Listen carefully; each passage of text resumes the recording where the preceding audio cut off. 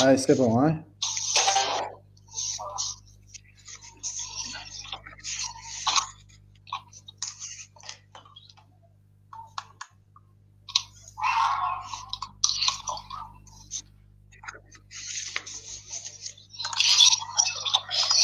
Ouais, c'est bon, hein? Oui. Bonsoir. في خبرك؟ On est en direct, c'est moi. مرحبا مرحبا. C'est bon. Mhm. مرحبا بك. مرحبا بك في الياشوتي. Monsieur Moaz, vous allez donc présenter une conférence sur le digital et le numérique comme composante majeure des nouveaux modèles de développement économique. Au niveau de l'IHET. Mais juste avant de commencer, j'aimerais bien présenter l'IHET. Alors, l'IHET, est créé depuis 1998 par un groupe d'universitaires. C'est spécialisé dans l'enseignement de sciences de gestion, sciences économie, droit, informatique et ingénierie. Alors, fait partie du réseau des instituts privés, des hautes études implantées dans plusieurs pays d'Europe, d'Afrique et Asie. Alors, nous avons des licences en sciences de gestion, sciences économie, informatique, droit. Notamment au niveau de master, nous avons finance, comptabilité, marketing, management informatique et droit. Alors, une petite présentation de Dr Monsieur Moaz.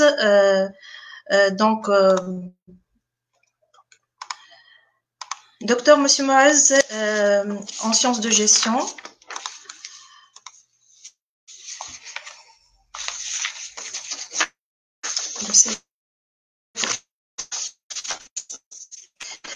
Alors, Monsieur Moaz Joudi est directeur général de Format Pro, alors président de l'Institut tunisien des administrateurs ETA et administrateurs des sociétés, expert consultant, formateur en gouvernance, finance et stratégie des entreprises et des grands groupes. Alors, docteur en sciences de gestion et aussi, Monsieur Moaz est auteur donc de plusieurs articles, études et de recherche en finance et en management. Alors, Monsieur Moaz, vous êtes enseignant dans des universités à l'étranger. Aussi, Dr Moaz est enseignant à l'Institut des hautes études. Il co-dirige l'exécutif MBA Entreprise, Banque et Finances. Alors, aujourd'hui, marhaba bik fi l'IHET, et vous allez animer donc une conférence sur le digital et le numérique comme composante majeure des nouveaux modèles de développement économique. Donc, on veut savoir coronavirus, quelles mesures donc après crise qu'on peut prendre. Oui, merci beaucoup de votre invitation. Donc, je vous salue. Je salue toute la direction de l'Institut des hautes études de Tunis. Je salue aussi le corps professoral de l'IHET, puis tout le personnel administratif. Et je salue tous les participants, tous les étudiants ici présents ou autres profils qui participent à cette conférence, à cette visioconférence, à ce webinar, comme on dit aujourd'hui, des terminologies qui sont à la page, qu'on voudrait bien diffuser, qu'on voudrait bien développer.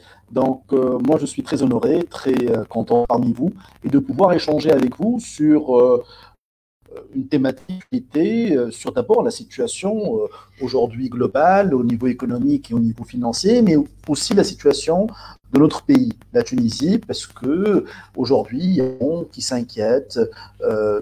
Donc, il y a des citoyens, il y a des citoyennes, il y a des hommes, des femmes, des jeunes, des moins jeunes qui s'inquiètent aujourd'hui par rapport à l'évolution de la situation. Il y a aussi des opérateurs économiques, il y a aussi des étudiants qui font leurs études et qui comptent se diriger vers le marché de l'emploi, qui ont un avenir à construire. Il y a aussi des chefs d'entreprise, il y a aussi des banquiers, il y a un ensemble de personnes qui ont le droit aujourd'hui de se poser des questions par rapport à ce qui se passe au niveau national et au niveau international, parce que, disons-le, soyons directs, c'est une crise sans précédent.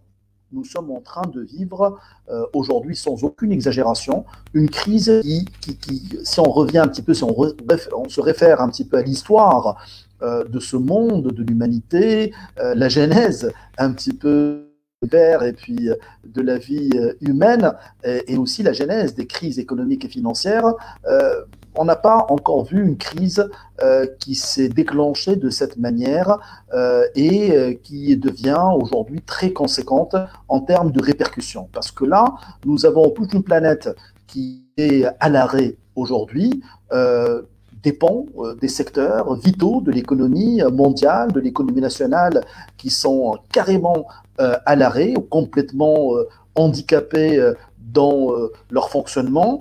Nous avons aussi des gens, des personnes, des citoyens qui sont confinés chez eux, qui ne peuvent plus bouger, qui sont obligés de rester 24 sur 24 chez eux. On a limité la consommation, on a limité la production, on a limité l'investissement.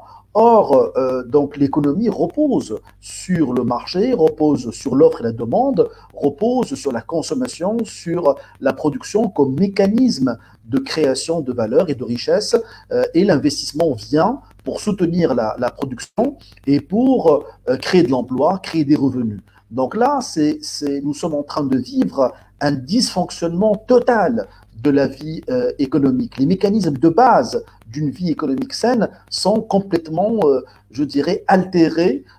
Et donc, nous avons une situation qui est vraiment assez originale, assez cocasse en même temps. Aujourd'hui, des organismes comme le FMI, comme la Banque mondiale, comme la Banque centrale européenne, comme les banques centrales au niveau de l'ensemble des pays de cette planète, s'inquiètent de l'évolution de la situation, s'inquiètent de cette crise sanitaire qui est venue impacter l'économie, la finance, et qui est venue elle-même entraîner une crise économique.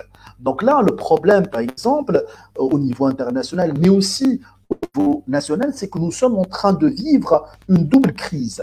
Une crise sanitaire et une crise économique et financière. Et cette crise économique et financière va être très violente, elle est déjà très violente, et va toucher aussi donc la vie sociale. Donc ce sera une crise économique, financière et sociale.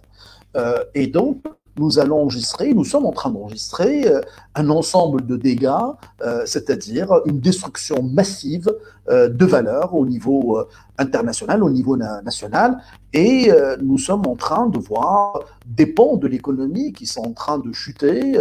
Il va y avoir des cas de faillite, il va y avoir des entreprises qui vont disparaître, il va y avoir notamment et fort probablement des activités économiques qui vont disparaître, mais aussi, il va y avoir aussi de la création. Moi, je me réfère toujours à Joseph Schumpeter, l'économiste de référence, l'électricien qui est devenu américain après, et qui a théorisé ces phénomènes de crise. Pour Joseph Schumpeter, dans une crise, il y a un moment qui est crucial, c'est cet instant fatidique ou cette phase de destruction créatrice. C'est-à-dire, dans une crise, il y a une destruction, il y a des phénomènes de destruction, il y a une destruction de valeur qui se produit, mais aussi, il y a une création qui va se faire. Donc là, j'annonce la couleur un petit peu de mon intervention. Je vais parler de cette destruction qui est en train de se produire et qui va continuer à se produire, mais je vais parler de la création.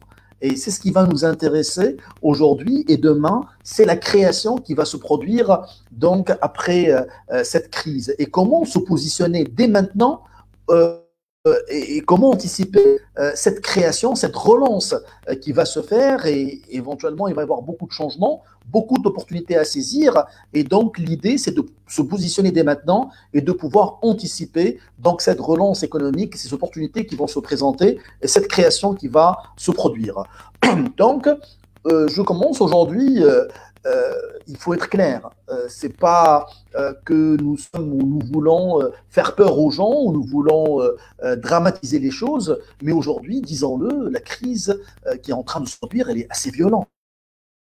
assez violente à tous les niveaux. C'est-à-dire aujourd'hui, nous sommes en train de voir des compagnies aériennes qui sont en train d'annoncer leur faillite chaque jour. Nous sommes en train de constater des crashs boursiers, des crashs pétroliers. Hein, ce qui s'est passé aux États-Unis avant-hier, c'est quelque chose de phénoménal. On n'a jamais vécu ça. Depuis la découverte du pétrole, on n'a pas vécu une situation plus des crises. Il y a eu toujours eu des chocs pétroliers comme au cours des années 70, mais jamais le prix du pétrole n'est arrivé à ce niveau-là, c'est-à-dire un niveau négatif. Vous achetez du pétrole et on vous donne de l'argent. Situation complètement cocasse et complètement inédite. Bon, disons-le, je vais en parler tout à l'heure, mais disons-le, c'est le pétrole américain, c'est pas le marché mondial qui est aussi touché, mais nous sommes en train de constater donc aujourd'hui qu'il y a des tendances, même au niveau du marché mondial, vers éventuellement un crash qui peut se produire aussi parce que nous sommes en train de constater des baisses assez importantes et peut-être ça va suivre la crise pétrolière américaine due à des problèmes de stockage, mais due aussi à des problèmes par rapport à cette crise sanitaire et cette crise économique qui va créer une décroissance et donc la demande qui est en train de baisser, l'offre qui ne suit plus et donc les prix sont en train d'être, je dirais, très touchés, très impactés vers le bas et à partir de là, donc il y a un crash qui est en train de se produire. Donc le crash qui s'est passé aux États-Unis peut donc avoir des effets de capillarité, comme on dit, et un effet d'entraînement au niveau mondial. Ça, c'est une probabilité, c'est une éventualité qu'on est en train de constater aujourd'hui. Donc, nous sommes en train de voir et de constater beaucoup de violence dans cette crise. Donc, j'ai parlé du secteur aérien.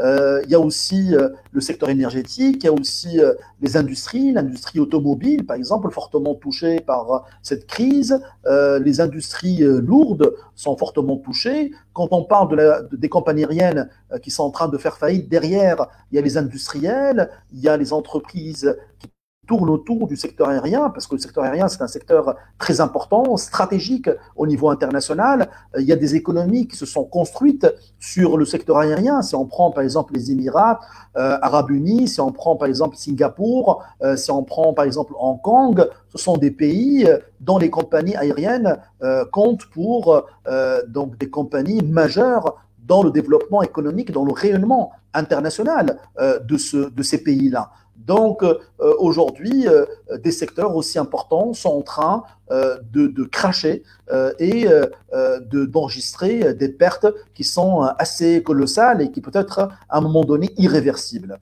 Il y a aussi le fait que donc cette crise est venue pour handicaper, pour stopper les mouvements d'échange parce que nous étions dans une économie fortement mondialisée et donc il y avait beaucoup d'échanges au niveau commercial. Il y a beaucoup de commerce international qui se produit, qui s'est produit, qui a continué à se produire jusqu'à l'avènement de cette crise. Et ce commerce international profite à beaucoup de pays. La Tunisie, c'est vrai que ces dernières années, elle est en train d'enregistrer un déficit commercial assez important. L'année dernière, on a terminé 2019 avec un déficit commercial de 19,4 milliards de dinars, ce qui est un déficit assez important.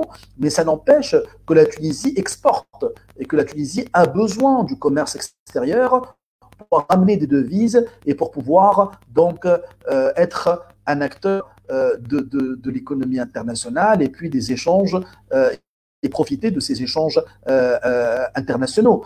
Même si nous sommes déficitaires parce que la balance énergétique, c'est elle qui impacte lourdement la balance commerciale. Et puis, ces dernières années, nous avons eu des problèmes au niveau politique, au niveau de la stabilité du pays. Et par exemple, la production du phosphate, qui est une production assez importante, et le phosphate, on l'exporte, a été fortement handicapé, a été donc impacté par les mouvements sociaux, par le climat politique et social. Je rappelle que la Tunisie produisait en 2010 à peu près 8 millions de tonnes de phosphate. Aujourd'hui, on produit à peine 3,5 millions millions de tonnes de phosphate.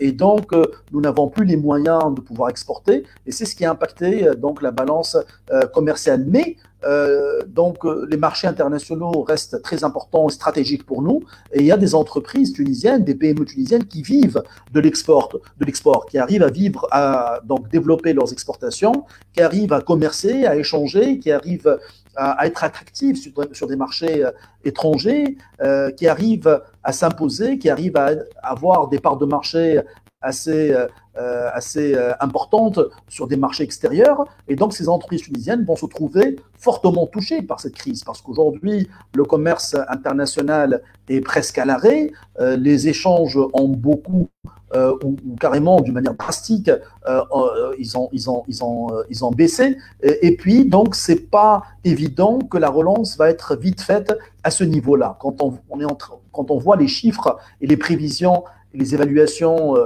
donc au niveau économique, au niveau des indicateurs, nous sommes en train de constater qu'en 2020, il y aura des pertes assez importantes, une décroissance assez importante au niveau mondial.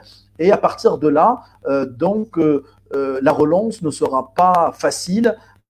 Et donc, même si les choses vont se calmer en Tunisie, on va reprendre le travail à un moment donné, c'est pas sûr que nous pourrons à un moment donné reprendre nos échanges assez rapidement, assez facilement, nos échanges économiques, nos échanges au niveau commercial.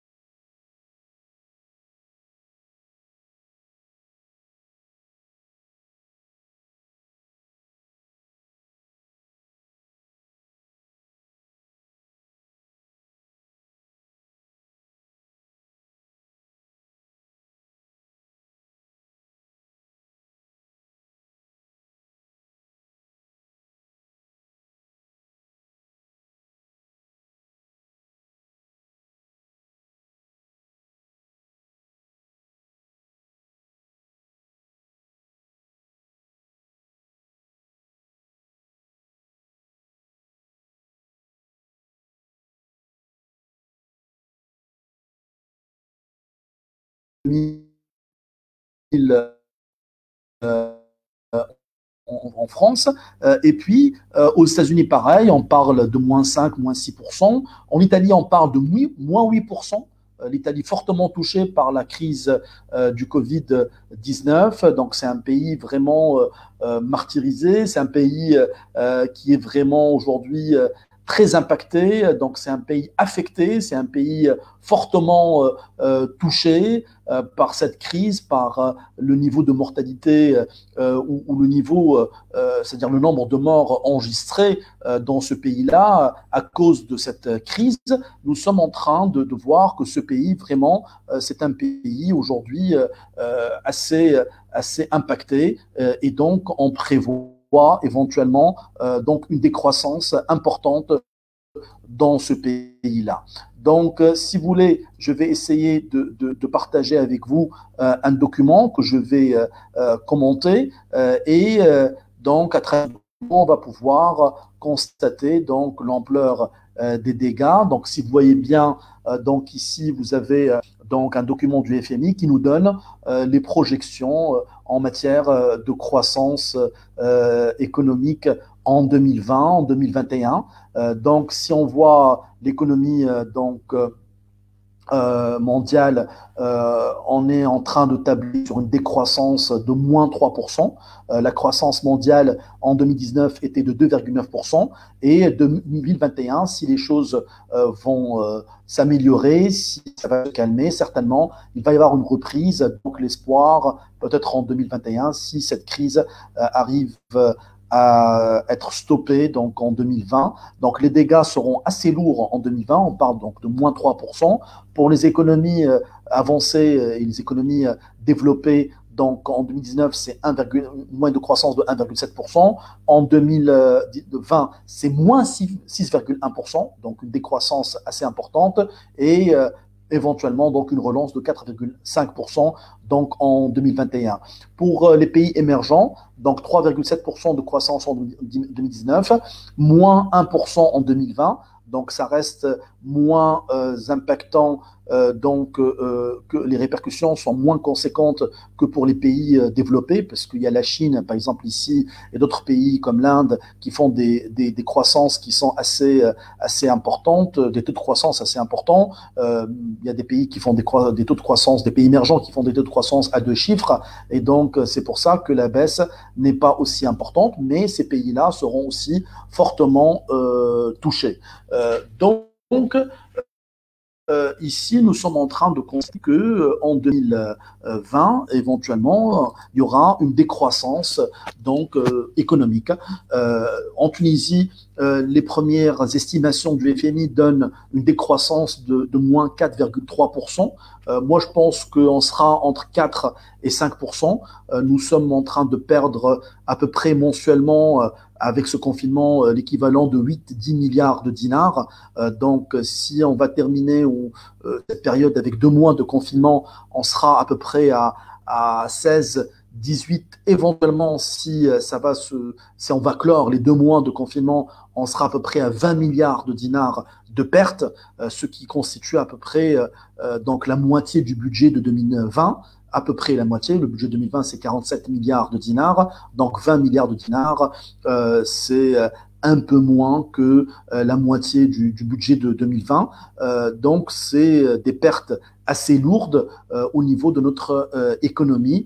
Et donc la décroissance entraîne une perte de l'emploi, parce que c'est la croissance économique qui crée l'emploi, et la croissance économique vient de l'investissement, vient de la consommation, vient du commerce extérieur. Si ces moteurs sont complètement à l'arrêt aujourd'hui, donc la croissance ne peut pas se faire. Et s'il n'y a pas d'investissement, certainement, il n'y a pas de création d'emplois, il n'y a pas de revenus, de revenus générés à travers cette croissance. Et s'il y a une décroissance, c'est-à-dire s'il y a une croissance négative, ça, certainement, ça veut dire qu'il va y avoir une destruction de valeur et une destruction d'emplois. Donc, en 2020, il faut s'attendre à des pertes d'emplois.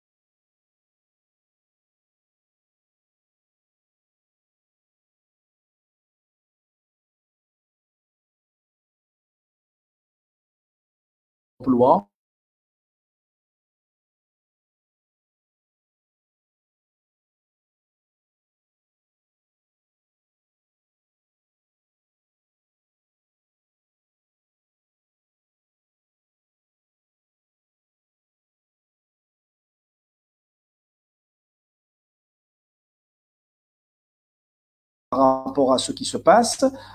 Donc, ils ne savent pas comment préparer l'avenir. On est en train de consulter les conseils scientifiques, les médecins, les scientifiques, les experts, pour voir un petit peu quand est-ce que ce déconfinement tant attendu pourrait commencer à se faire. On parle d'un déconfinement progressif. Est-ce que ça va être le cas en Tunisie? On ne sait pas encore. Le chef du gouvernement a annoncé ça, mais on ne sait pas encore les contours de ce déconfinement progressif, comment il va se faire, par quels moyens, donc avec quel calendrier, quel secteur, quel métier. Donc tout ça, nous sommes encore dans l'ambiguïté, dans le manque de visibilité.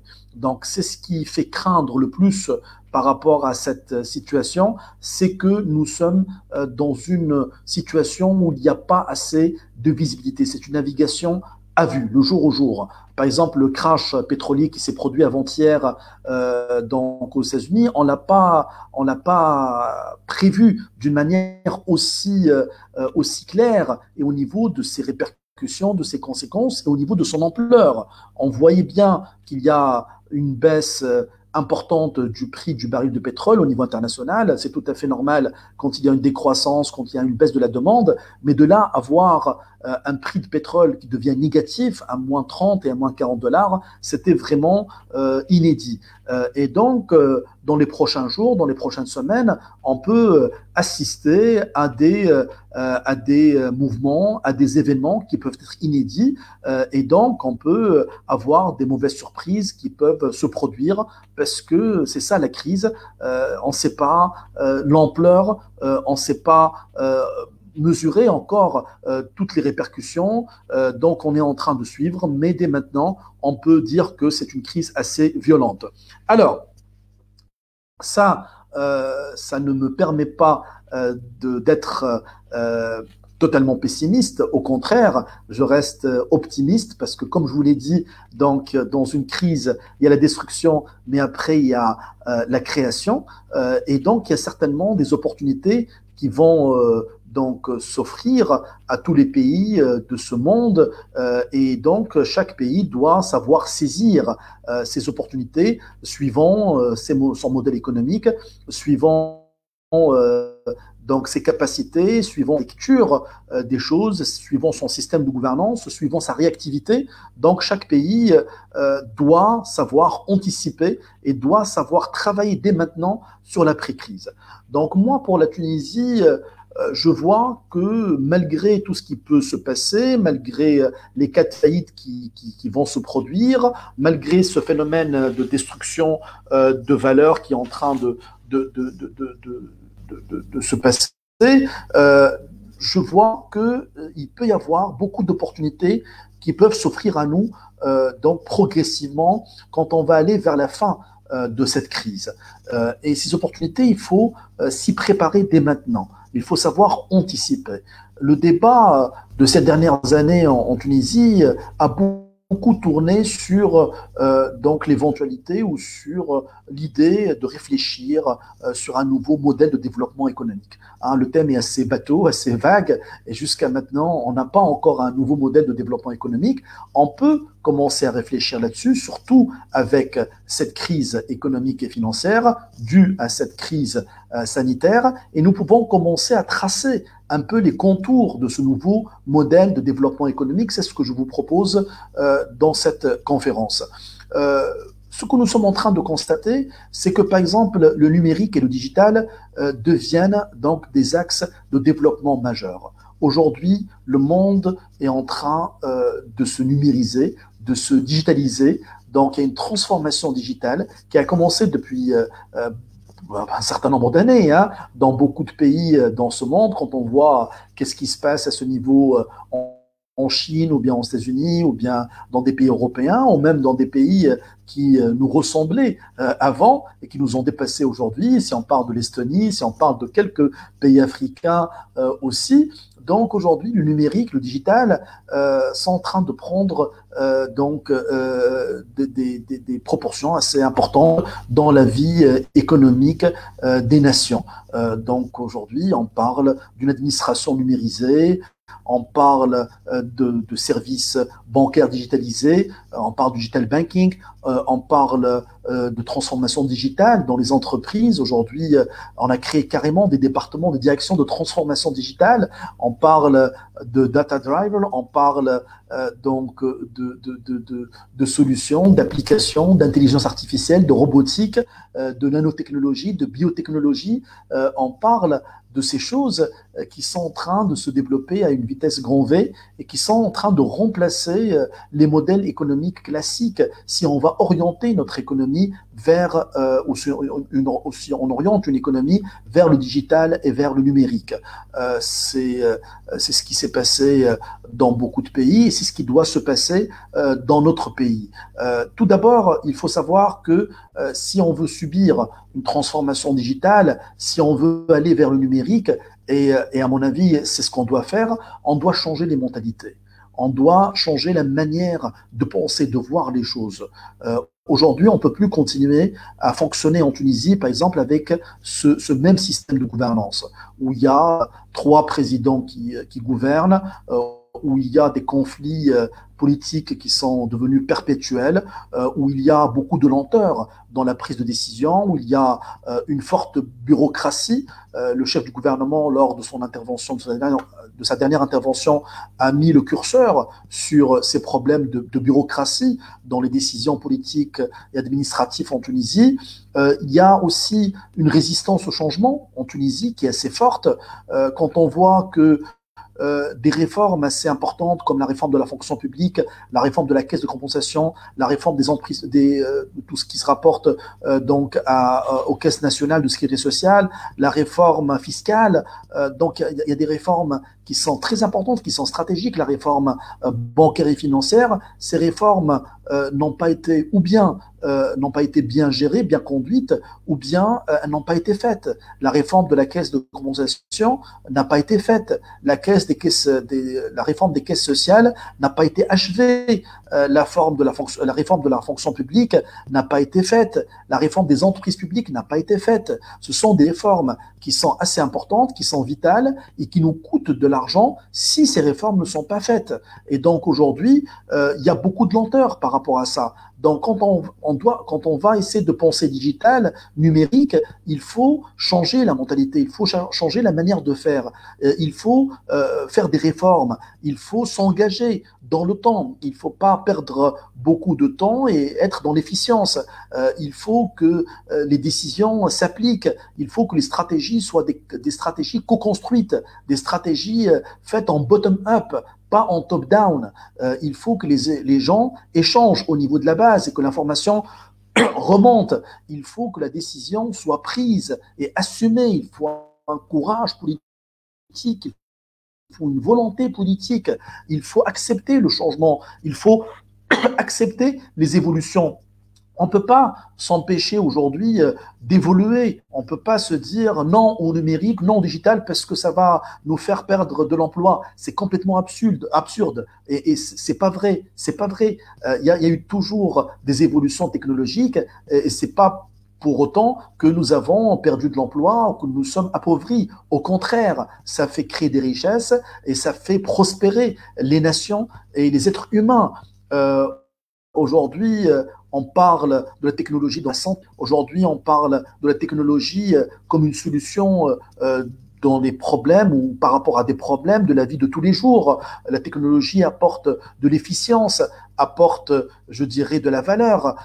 Et donc, à partir de là, il faut accepter ce changement. Et il faut que ce changement soit un changement global et non pas un changement sectoriel ou un changement par des petites dosettes. C'est-à-dire qu'il faut qu'il y ait une politique, il faut qu'il y ait une orientation qui est précisée par l'État et il faut que tout le monde suive cette direction. Il faut qu'il y ait un cap. On va se dire, allez, on va aller vers le digital, on va aller vers le numérique, on va aller vers l'intelligence artificielle. Il faut passer à ça. Il faut se transformer par rapport à ça. Il faut se préparer par rapport à ça. Il faut accepter que des applications, que des logiciels, que des solutions informatiques soient adoptées au niveau de l'administration, au niveau des entreprises pour gérer certaines fonctions. Il faut accepter donc la gestion des données, tout ce qui se rapporte à la big data. Il faut accepter d'ouvrir ces systèmes d'information et de pouvoir les sécuriser en même temps et de pouvoir échanger et de pouvoir donc développer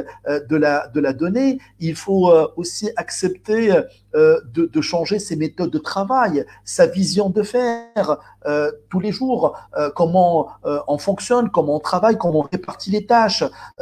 Donc, il faut, quand on adopte ces solutions, quand on opère une transformation digitale, il faut accepter ces changements qui sont très importants. Il faut aussi accepter que peut-être éventuellement on sera pas on refera plus la même chose qu'on faisait avant, donc il va y avoir des changements même dans nos tâches, même dans notre fonction. Il faut accepter donc la formation, le développement de compétences, de connaissances. Il faut accepter la réadaptation de nos fonctions, de notre manière de travailler, de nos métiers. On parle beaucoup aujourd'hui de la disparition de beaucoup de métiers au cours de cette crise et après cette crise, et l'apparition de nouveaux métiers. Donc, certaines études donnent que d'ici 2030, 70 à 80% des métiers actuels vont disparaître et des nouveaux métiers vont apparaître. Et donc, à partir de là, il faut se préparer à ces changements radicaux, à ces changements profonds. Donc, moi, par rapport aux entreprises avec lesquelles je collabore, je travaille, je remarque qu'il y a une amélioration, un développement dans ces entreprises qui se produit quand il y a cette transformation digitale, quand on commence à penser digital dans ces entreprises-là, quand on commence à fonctionner digital. Donc, il y a directement un changement, il y a directement une évolution, il y a directement un gain de temps, il y a directement un gain en termes d'output, en termes de résultats. Je donne un exemple tout simple. Donc moi, je suis par exemple administrateur de société. Je suis membre de conseil d'administration, je préside des comités spécialisés et je suis président de l'Institut tunisien des administrateurs. En tant qu'administrateur de société, j'assiste à des conseils d'administration et j'ai une responsabilité juridique. Je dois contrôler, je dois surveiller, je dois gérer des risques, je dois donc rédiger des rapports d'audit, je dois accepter des décisions et refuser d'autres, je dois voir un petit peu l'évolution des performances, je peux refuser une décision stratégique, je peux proposer une décision stratégique. Donc la fonction d'administrateur aujourd'hui devient cruciale dans les systèmes de gouvernance des entreprises. Et aujourd'hui, par exemple, on tient des conseils fréquemment. Ce n'est plus un conseil d'administration par an ou deux, on tient 4, 5, parfois dans des sociétés, on peut arriver jusqu'à 7 ou 8 conseils d'administration par an. Ça, c'est en parallèle des comités spécialisés, ce qu'on appelle les comités spécialisés, c'est-à-dire le comité d'audit, le comité des nominations des rémunérations, le comité des risques. Aussi, ce sont des comités spécialisés très importants dans un système de gouvernance. Et à partir de là, donc, ça devient lourd à gérer tout ce système-là, les réunions de conseil, les PV, les décisions, les comités, l'Assemblée générale et ainsi de suite. Mais c'est obligatoire et c'est important parce que ça fait partie des règles de contrôle et de transparence d'une entreprise. Et donc, aujourd'hui, par exemple, dans certaines entreprises où je travaille, où je suis administrateur, on a adopté une solution, la solution d'ILiTrust. Il y a certainement d'autres solutions, mais la solution d'ILiTrust est parmi les plus performantes.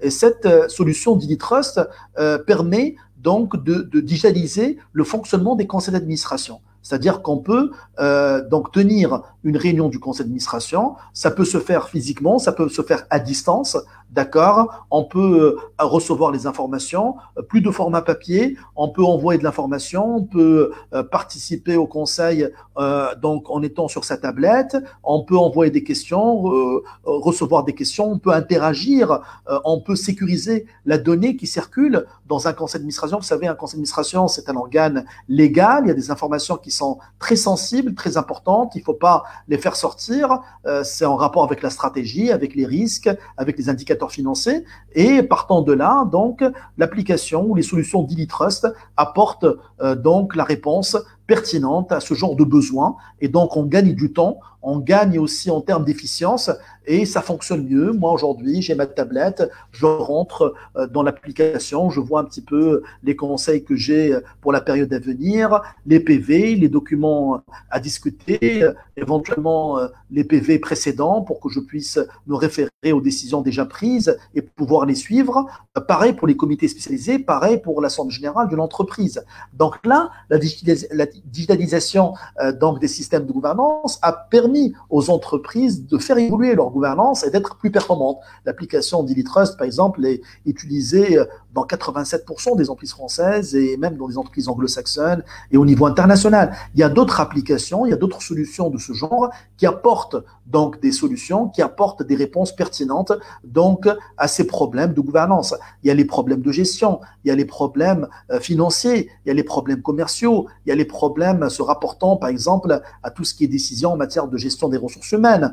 Donc toutes ces problématiques peuvent être gérées d'une manière numérisée, d'une manière digitalisée. Pareil pour l'administration. Aujourd'hui, en Tunisie, nous avons une administration qui est assez lourde, assez, je dirais, coûteuse et cette administration a besoin d'être digitalisée aujourd'hui, d'être numérisée. Regardez ce qui s'est passé les semaines dernières, les 2 semaines dernières, quand il y a eu la décision du chef du gouvernement d'octroyer des aides sociales à des personnes démunies ou qui n'ont pas de revenus. Et donc, on s'est retrouvé avec une base de données défaillante au niveau du ministère des Affaires sociales. Il y avait des abus, il y avait des gens qui ont bénéficié de cet argent et qui n'ont pas le droit d'avoir ou de bénéficier de cet argent tout simplement. Il y a eu des gens qui devaient bénéficier de cet argent et cet argent ne leur est pas parvenu. Il y avait des files d'attente un peu partout, il y avait des risques par rapport donc à la diffusion du virus, parce que les gens étaient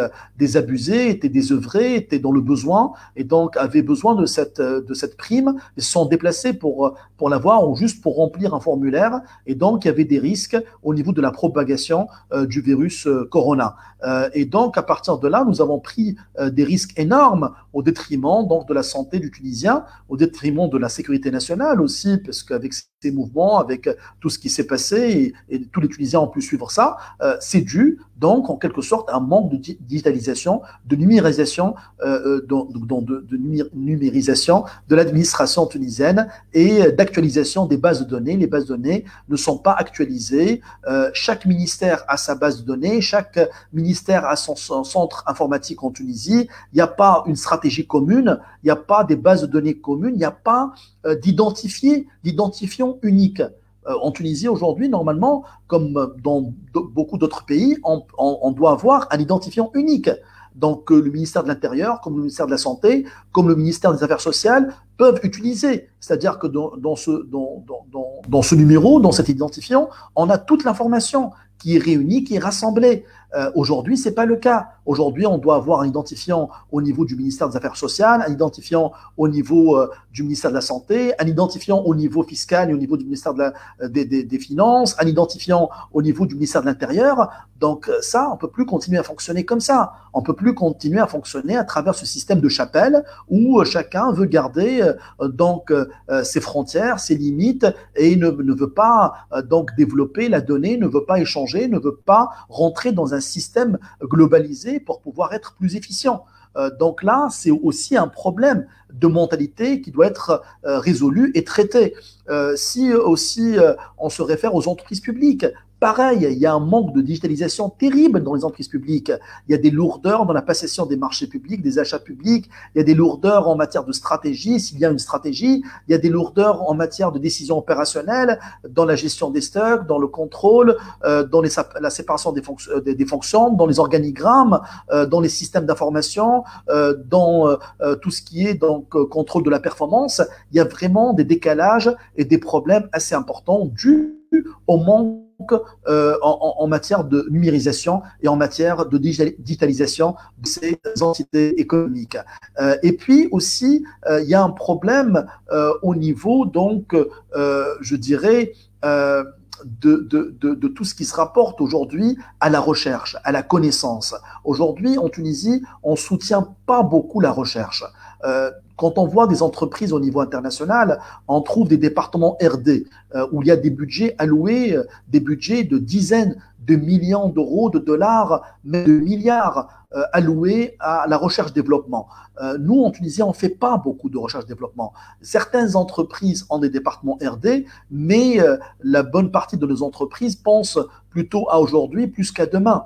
Et donc, il y a des défaillances, il y a des lacunes, il y a des dysfonctionnements et des insuffisances par rapport à cette variable. Même à l'échelle nationale, on n'a pas des grands centres d'études, on n'a pas une vraie économie de la connaissance, économie du savoir, économie de la valeur, économie de l'innovation. Donc aujourd'hui, c'est ça les concepts qu'il faut savoir développer, c'est l'économie de connaissance, c'est l'économie du savoir, c'est l'économie basée, orientée vers la recherche, vers l'innovation, vers donc l'apport et le développement de la valeur ajoutée.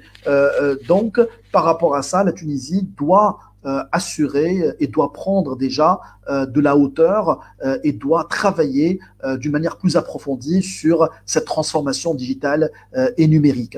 Donc moi, le modèle de développement économique de la Tunisie ou le nouveau modèle de développement de l'économique, je le vois orienté vers le digital, vers le numérique pour gagner du temps, pour aussi permettre aux jeunes de pouvoir investir, de pouvoir exploiter ces axes, parce que les jeunes sont des férus de technologie et souhaitent lancer leur propre start-up, souhaitent lancer leur propre projet, et donc ont besoin d'être encouragés, être appuyés. Moi, je vois par exemple, comme Feu Hedi Nouir l'a fait dans les années 70, une loi 72 sur le textile, et donc ça a permis au textile de se développer en Tunisie et à la Tunisie de réaliser des niveaux de croissance assez élevés. À l'époque, c'était un petit peu la dizaine glorieuse de la Tunisie. Je vois, par exemple, une loi 72 qu'on peut appeler une loi 2020 ou 2021 sur donc le numérique et le digital. Il faut lever les barrières, il faut lever les impositions, il faut défiscaliser ces secteurs, ces domaines. Il faut encourager les jeunes à aller vers le numérique, à créer des startups, à pouvoir investir. On peut commencer petit au niveau capital et on deviendra grand. Voyez un petit peu donc les success stories qui se sont passées aux États-Unis, au niveau mondial aussi. Voyez que comment Facebook a commencé et aujourd'hui c'est une entreprise dont la valorisation boursière a dépassé les 200 milliards de dollars. Vous voyez Netflix, aujourd'hui l'exemple type, surtout avec cette crise, c'est Netflix.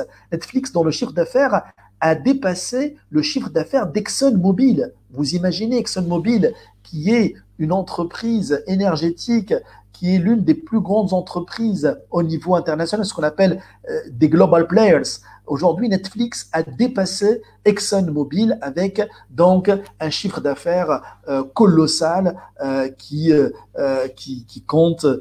compte en centaines de milliards de dollars, de centaines de milliards de dollars, et qui dépasse de loin, Netflix, son chiffre d'affaires dépasse de loin le PIB de la Tunisie, c'est-à-dire tout ce qu'on produit en Tunisie en termes de produits, en termes de services. Netflix, la seule entreprise Netflix, fait un chiffre d'affaires, enregistre un chiffre d'affaires plus important que le PIB tunisien. Donc aujourd'hui, cap sur la technologie, cap sur le numérique, cap sur le digital, il faut y aller, il faut encourager, il faut lever les barrières, il faut inciter, il faut aussi créer et développer des mécanismes de financement, parce que c'est là où le bas blesse aussi. Donc nous avons aujourd'hui donc des fonds d'investissement, des fonds souverains, des fonds de pension, des hedge funds, des private equity. Il faut changer le système, il faut changer le cadre légal en Tunisie. Il faut permettre à ces nouveaux mécanismes de financement d'être présents en Tunisie, de pouvoir financer les projets des jeunes, financer la technologie, financer le numérique, financer le digital. Il faut encourager l'intelligence artificielle, il faut créer des centres, il faut créer des relais et des systèmes de passerelles entre les entreprises et les écoles supérieures d'enseignement, que ce soit des business schools comme l'IHET, ou bien des écoles spécialisées comme l'ENSI, ou bien l'INSAT, ou bien d'autres, et puis relier ces grandes institutions donc au marché de l'entreprise et faire en sorte que les entreprises et les écoles de commerce et l'enseignement supérieur se rapprochent de plus en plus et qu'on puisse se financer mutuellement et apporter, c'est-à-dire que l'entreprise apporte les financements, apporte les moyens logistiques et l'université ou l'école apporte le savoir, apporte la connaissance, apporte les études, apporte la recherche. Et c'est comme ça qu'on pourrait éventuellement évoluer. C'est ce qui se passe aux États-Unis, c'est ce qui se passe au Japon, c'est ce qui se passe dans les nations développées, c'est-à-dire que les universités, les écoles de commerce sont proches du monde de l'emploi, du monde de l'entreprise, du monde des affaires pour créer des synergies. Donc je termine sur ce modèle de développement économique, accès digital, accès numérique. Il faut aussi d'autres axes dans ce nouveau modèle de développement économique. Il faut aussi miser en Tunisie sur l'industrie médicale et pharmaceutique. C'est un axe majeur. Aujourd'hui, on est en train de avec cette crise de 19 que la Chine est devenue l'usine du monde. La France, l'Allemagne sont en train de se rendre compte qu'ils ne fabriquent plus rien chez eux, même plus des masques, même plus des gants. Et donc, ils se rendent compte qu'aujourd'hui, il est temps de repenser la structure industrielle et puis la souveraineté, assurer une certaine souveraineté. Et il y a des produits qu'il faut savoir fournir à l'échelle locale pour ne pas se retrouver dans ce genre de situation. Donc aujourd'hui, la Tunisie peut se positionner dans cette, je dirais, dans ce prisme, dans ce cadre. On pourrait développer cette industrie médicale, pharmaceutique, parce que déjà, nous avons un historique, déjà, nous avons des champions locaux et des champions même au niveau continental. On a des entreprises qui sont performantes dans ces domaines-là. Nos coûts de production sont plus compétitifs que les coûts de production en France, en Allemagne ou en Europe. Donc, nous pouvons nous présenter comme une alternative à la Chine, parce qu'aujourd'hui, il y a des problèmes. Moi, je ne pense pas sérieusement que la Chine sortira grandie de cette crise. La Chine aura des problèmes parce qu'aujourd'hui, elle est mal perçue au niveau de sa manière de gérer ce genre de crise. Il y a eu beaucoup de mensonges, beaucoup de tromperies sur les chiffres, sur la nature du virus. Et puis les comportements aussi au niveau culinaire, au niveau humain, laissent à désirer, au niveau hygiène aussi en Chine. Et donc, le monde va être plus méfiant par rapport à la Chine. Et on a des doutes sur ce qui se passe là-bas, dans les laboratoires et tout ça. Et donc, par rapport à ça, la Chine ne sera plus comme avant. Elle sera toujours une grande puissance. Elle est en train de profiter de cette crise parce qu'elle est en train de vendre beaucoup de marchandises. Mais en même temps, donc, c'est pas la Chine qui va être, qui va sortir grandie ou encore grandie de cette crise. Donc, moi, je pense que la Tunisie pourrait constituer une alternative, pourrait se positionner. Nous sommes plus proches de l'Europe, nous sommes à 1 heure d'avion, aussi à quelques heures de bateau de Marseille, de l'Europe, de l'Italie, nous sommes tout proches, et donc nous pouvons industrialiser. Donc, dans le domaine, nous pouvons développer des industries dans le domaine pharmaceutique, médical et pouvoir exporter à partir de la Tunisie, apporter une grande valeur ajoutée. Donc, le deuxième axe majeur que je vois dans le nouveau modèle de développement économique de la Tunisie, c'est vraiment l'axe industrie pharmaceutique et industrie médicale. Et puis, le troisième axe, je termine là-dessus, c'est vraiment donc l'axe énergie renouvelable, énergie solaire. Aujourd'hui, c'est la fin, on commence à avoir ou à vivre le début de la fin du pétrole.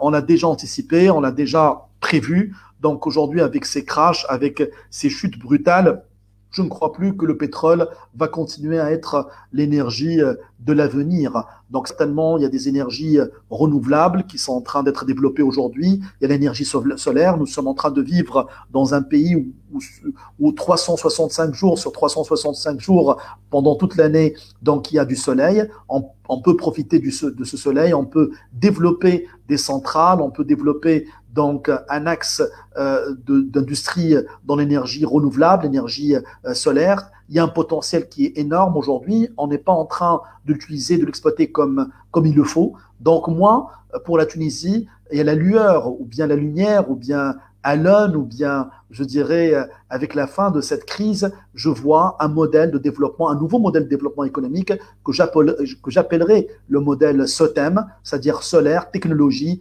médicale. Axer donc nos investissements, axer notre économie sur ces axes-là, sur ces pans de l'économie, sur la technologie, sur le solaire et sur le médical, inciter, encadrer, appuyer et puis encourager ces industries ou encourager donc cet apport en termes de valeur et de création. Et c'est ça la création de Schumpeter, et de pouvoir donc assurer son développement à travers ces axes majeurs. Ça fait partie aussi de la pensée de Ricardo, qui misait beaucoup sur les avantages comparatifs. Moi, je pense, et je suis un adepte de la théorie de David Ricardo sur les avantages comparatifs, je pense que chaque nation doit axer ou doit se focaliser sur des avantages comparatifs, c'est-à-dire sur des secteurs dans lesquels ce pays a des avantages et pourrait créer donc une certaine valeur qu'il pourrait exploiter dans le temps et qui pourrait lui permettre de se développer et de créer vraiment une vraie valeur ajoutée, de créer des gains et des performances, au lieu de faire tout et rien et ne réussir dans rien, en fin de compte.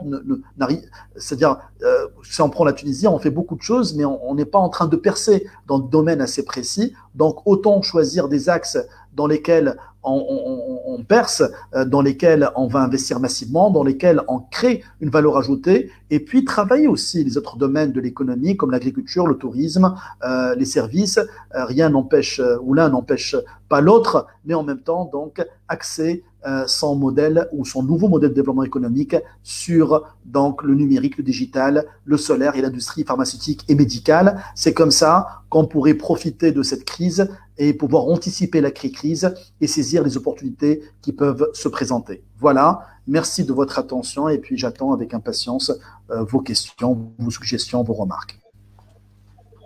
Merci, c'est moi. Donc, après le coronavirus, donc, vous avez exposé donc les mesures donc après crise. Vous avez exposé aussi les menaces de la crise, mais aussi il y a des opportunités. Et il faut savoir saisir donc ces opportunités. Il faut donc donner une place à la création, à l'innovation aussi, une importance à l'intelligence artificielle, une nouvelle place donc de l'économie du savoir. Aussi, j'aimerais bien prendre la phrase que vous avez parlé au niveau de l'interview accordée donc à l'économiste maghrébien. Vous avez dit qu'il faut que la Tunisie puisse rattraper le TGV du progrès technologique. C'est ça. Donc, c'est la seule solution donc pour sauver notre économie. Alors, je vais passer à quelques questions.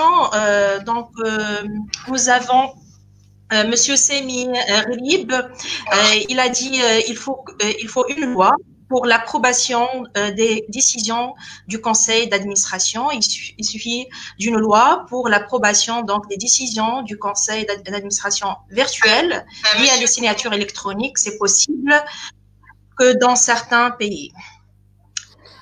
Tout à fait. D'accord. Oui, si je peux déjà répondre, merci. Oui. Merci de votre attention, merci de ces questions. Donc, c'est vrai qu'au niveau des conseils d'administration, aujourd'hui, on a besoin de développer la manière de fonctionner dans ces conseils d'administration. Et moi, je rejoins donc M. Semi Grib, que je salue parce que c'est un ami que je connais très bien. Et donc, je suis tout à fait d'accord avec lui. Il faut développer cette signature électronique dans les conseils d'administration. Et puis, il faut adopter des systèmes de gouvernance dans lesquels, ou à travers lesquels, on pourrait fonctionner à distance. Et donc, aujourd'hui, par exemple, nous sommes confinés depuis donc un mois ou plus. Et donc, les conseils d'administration doivent se tenir, les comités aussi. Nous sommes à la veille des assemblées générales qui vont se tenir donc d'ici le mois de juin. Il y a des délais à respecter par rapport aux contraintes du CMF et on ne peut pas attendre la fin du confinement ou le déconfinement progressif pour tenir nos conseils, nos comités. Et donc ça retarde et ça handicape le bon fonctionnement des systèmes de gouvernance des entreprises. Et un conseil d'administration, il a un rôle juridique. Vous savez, dans le Code du commerce en Tunisie, le conseil d'administration est investi de tous les pouvoirs. C'est-à-dire que dans l'entreprise, on reconnaît plus le conseil d'administration que le dirigeant d'une entreprise ou que X ou Y. C'est le conseil d'administration qui représente, qui est l'instance légale qui représente donc l'entreprise. Et donc moi, je suis pour la digitalisation donc des conseils d'administration, pour la digitalisation des systèmes de gouvernance.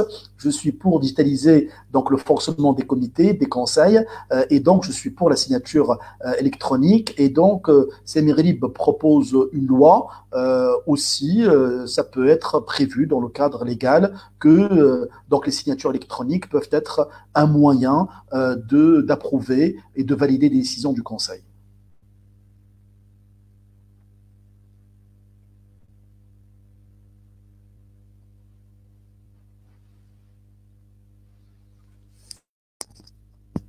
Oui? Je ne vous entends pas bien. Allô?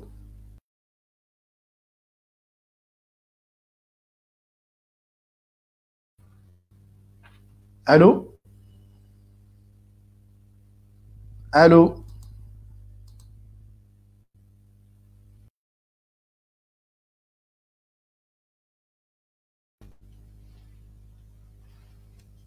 Il y a un problème de son là. Allô? Oui, là je vous entends là. Je vous entends.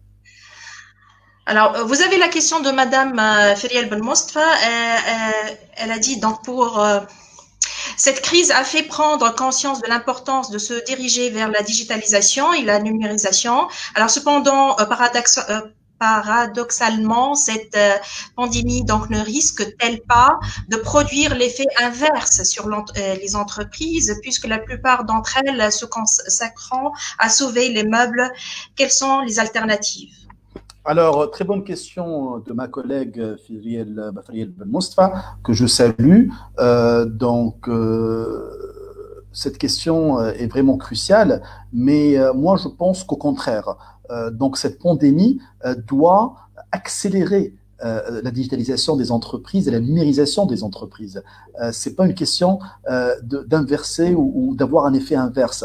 Au contraire, Feriel Ben Mostfa parle de priorités éventuellement, ou bien c'est-à-dire que les entreprises vont essayer de se fixer des priorités et vont se consacrer à sauver les meubles dans le sens ou dans le sens où ces entreprises vont essayer de garder une survie, de garder leurs activités et d'opter pour le minimum, pour des décisions qui sont prioritaires afin de continuer ou d'assurer la continuité de l'activité de l'entreprise. Et moi, je pense que c'est dans ce cadre que la digitalisation et la numérisation deviennent des axes majeurs parce que ça fait gagner du temps et de l'argent à l'entreprise. Quand j'ai cité tout à l'heure DigiTrust, j'ai cité cette application parce que je suis en train de l'utiliser et je suis en train, en tant qu'administrateur, je suis en train de remarquer que cette application est en train de me faire gagner beaucoup de temps. Beaucoup de temps et elle fait gagner à l'entreprise beaucoup aussi de temps et d'argent parce qu'au lieu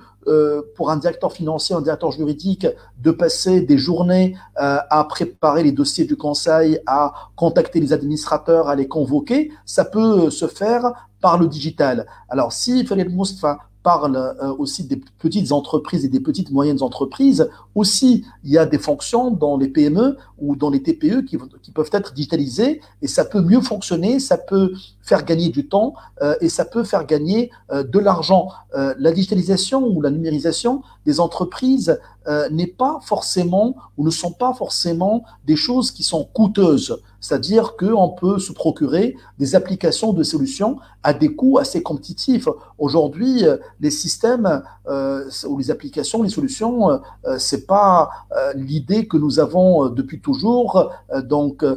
Concernant des logiciels qui peuvent coûter des millions et des millions. Certes, il y a des logiciels avec des solutions qui peuvent coûter des millions et des millions, mais il y a d'autres applications qui sont plus faciles à manier, qui sont moins coûteuses et qui sont aussi utiles qu'on pourrait adapter dans nos sociétés. Donc, au contraire, moi, je pense que cette crise et cette pandémie va accélérer ou vont accélérer donc la digitalisation des entreprises parce que ça va nous faire gagner du temps et ça va nous faire gagner de l'argent. En plus, on peut travailler, donc ça peut être des axes assez importants, assez intéressants pour faciliter le télétravail et donc avec tout ce qui est distanciation sociale, avec tout ce qui est gestes barrières, la digitalisation et la numérisation dans les entreprises, ça peut être vraiment d'une grande aide.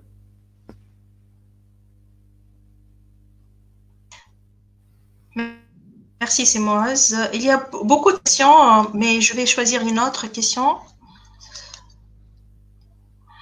Alors, question de Sia Abdallah Akeri. Est-ce que les effets de la crise actuelle seront similaires à ceux de celle de 29 ou 2008, Supreme?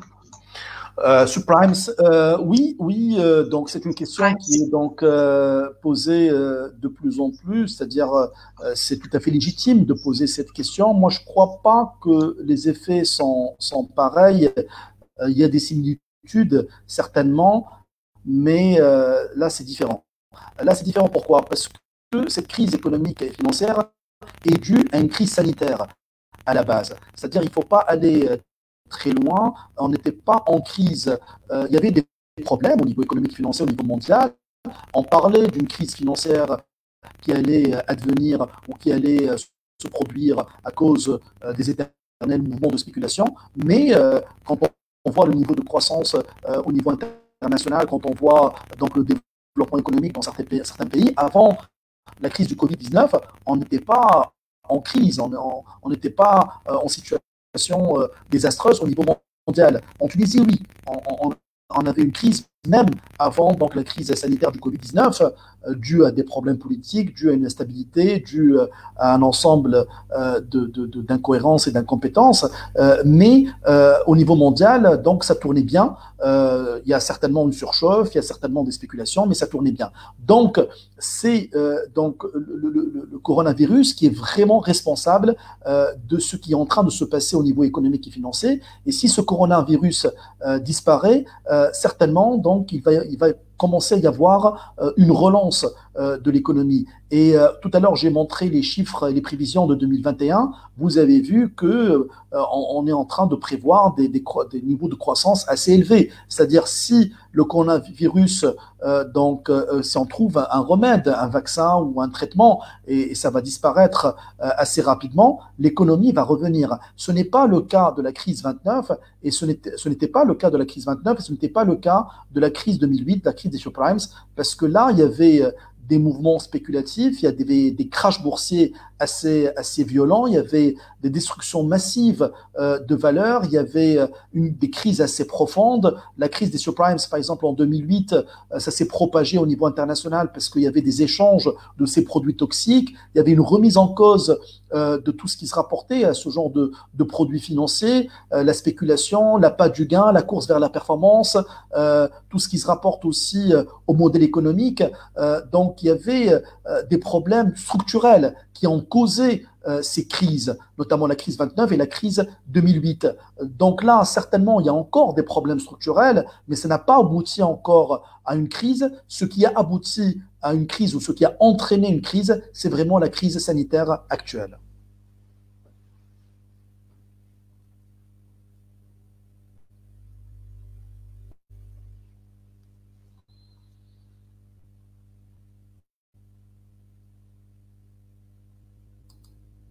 Oui?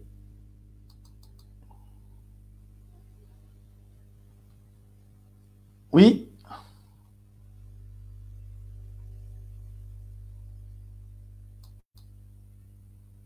Allô?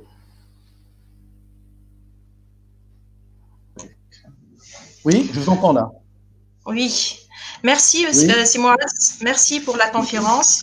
Merci pour votre Merci beaucoup. présence. Merci à Merci. Merci à Saha. vous. C'était vraiment une Allez. conférence très riche. Merci. Inch'Allah, Merci. à la prochaine. Juste un Merci. petit Merci mot, beaucoup. juste un petit mot Oui, de la fin, juste un petit mot. oui, Moi, je voudrais oui. remercier l'IHET. L'IHET est une grande business school qui a beaucoup de bonnes habitudes, qui a un rayonnement aujourd'hui national, régional et international. Et donc, moi, je co-dirige l'exécutif MBA Entreprise, Banque et Finances avec le professeur Christian de Boissieu. Et nous avons donc un diplôme qui est vraiment coté, un diplôme d'une grande valeur. Mais j'enseigne aussi dans d'autres cursus à l'IHET et je salue tous mes étudiants parce qu'ils ont un excellent niveau. Et puis, tout ce qui est apprentissage, tout ce qui est développement de connaissances, de compétences à l'IHET, c'est des choses qui sont aujourd'hui wheelées, comme on dit. C'est des choses qui se développent beaucoup, qui évoluent beaucoup. La qualité des diplômes de l'IHET est vraiment parmi les meilleurs en Tunisie. Donc, moi, mes salutations et mes encouragements à toute l'équipe d'enseignants et donc tout ce qui est corps administratif et les étudiants de l'IHET. Voilà. Merci. Merci à vous. Merci beaucoup. Merci. Ouais,